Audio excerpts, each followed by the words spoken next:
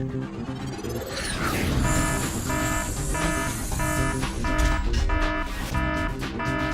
guys, this is Chris. And it's Andre. Welcome back to another episode of Nerdgasm. Yep. And, well, we saw Iron Man 3. Yep. Yes, we did. And yeah, we saw it.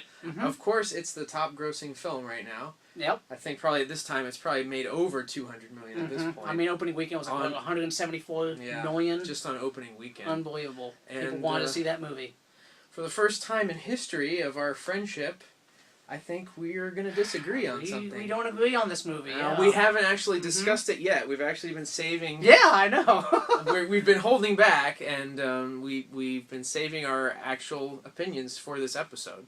So I don't know what you're going to say, and you don't know what I'm going to say. I don't know what you're going to say either, yeah. But go ahead and say your piece, and I won't interrupt you. Okay. Unless I get really heated, then I might have to. All right. Well, I was a little disappointed with Iron Man 3. I don't think it lived up to the other two movies, or the Avengers, but then what couldn't measure up to the Avengers. There was just a lot of things in that movie that just kind of irked me. Like, the biggest thing being the Mandarin. I mean, you've taken what I felt was the Iron Man Tony Stark villain and made him into a joke. I understand what you did. You know, you had him be this, like, face of terrorism, and kind of like a figurehead of this idea of the Mandarin, not necessarily being the Mandarin that we know as the Chinese guy with the 10 magical rings that, worked with Fin Fan Foom and traces all the way back to Iron Man's origin, and he torments Tony Stark for decades. That's the Mandarin I wanted. That's not what we got. So that was like a big thing with me. Other things, just...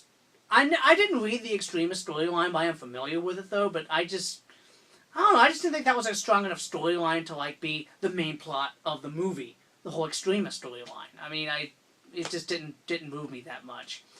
So again, we have the Mandarin thing going on, which turned out to be something we didn't expect.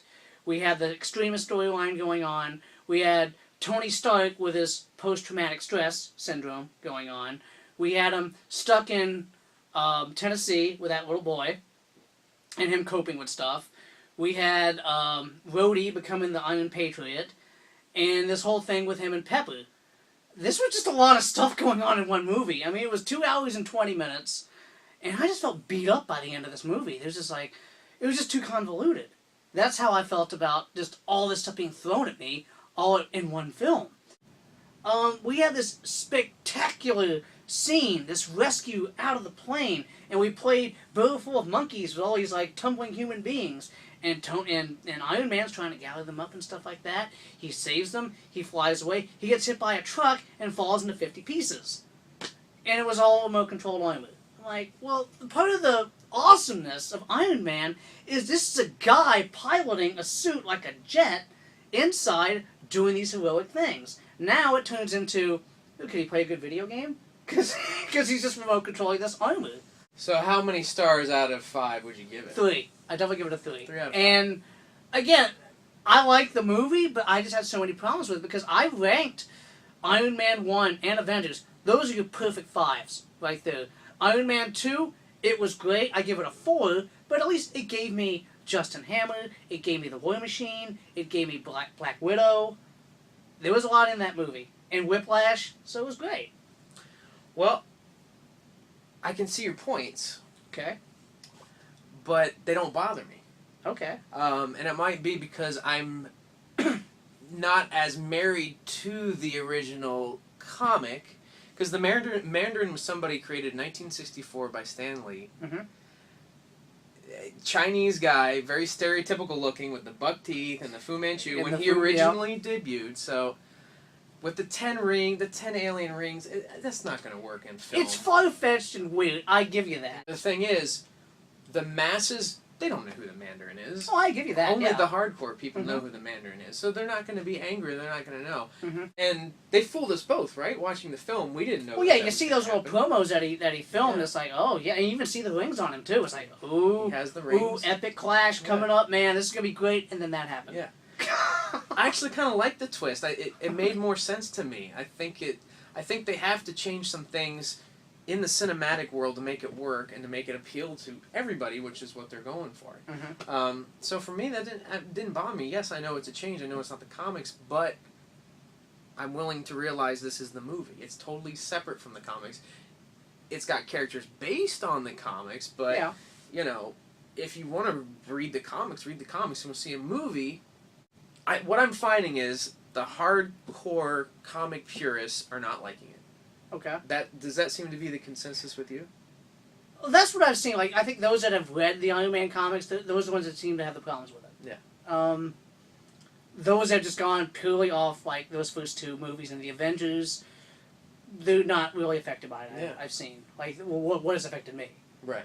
Like I said, I mean, I'm glad I saw it, but it's just not one of those movies that's up there with me. I mean... I disagree, because when I compare it to the continuity of 1 and 2, I actually like 3 better than 2. I thought it was more action-packed. I thought it was more interesting. I thought it was more dynamic. And the thing that I'm fascinated with most is Tony Stark himself, the man. And I think that's kind of the point. It's like, well, sure, the Iron Man suit is the suit, you know, and that's a part of him, but it's his mind, it's his demeanor, it's his attitude, and that we really got a lot of Tony Stark. So if you're a Robert Downey fan and a Tony Stark fan, you got a lot of them. But the way I see it is, well, this is the chink in the armor, I guess you would say. Man of Steel, it's your chance. Come on. Come on. Give us a good movie, because... So, in your view, Marvel's tripped up and now it's DC's turn. I think that's what's happening. Because if they released, like, the Avengers this year, and then I was like, no, there's no way. Throw in the towel. But now I think there's a fighting chance, because I think that Iron Man 3 just did not measure up to the rest of the Marvel Cinematic Universe films. Wow. And I say it outdid Iron Man 2. As far as I thought. But I will tell you this, and I said this a long time ago. Once you have a movie like The Avengers, it's so pointless to try to go back and do single films with the single characters. I know. From there on out, it should be only Avengers movies.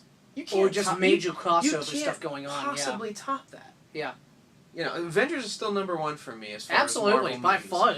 That was 5 stars, maybe 6 stars. Yeah, I'd put it above that. It broke the mold because it had the right combination of everything. But it was just so badass to see everybody together. Absolutely, finally. yeah. You know, all that building, and it finally culminated right there. But so yeah, it's tough to go back. I'm scared for this second Thor movie. I'm really afraid. Yeah, I'm scared how this is gonna go. I'm wondering about it too. but we'll see. We'll see. In the meantime, this is Chris. And it's Andre. Signing off for another episode of Nerdgasm.